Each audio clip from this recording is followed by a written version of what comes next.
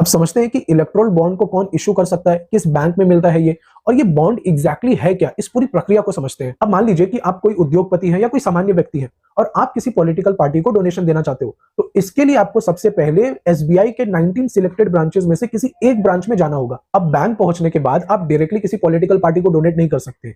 यहां पर एसबीआई वाला आपसे पूछेगा कि भाई साहब बताइए आपको कितने रुपए वाला बॉन्ड चाहिए। मान लीजिए कि आपने 10,000 रुपए वाला बॉन्ड खरीद लिया। अब 10,000 रुपए जमा कराने के बदले में एसबीआई बैंक आपको एक रिसीट देगी, उसी रिसीट को बॉन्ड कहा गया है। ध्यान रखिए कि आपका जो 10,000 रुपए है वो अभी तक बैंक में ही रखा है, वो किसी राजनीतिक दल को नहीं गया है।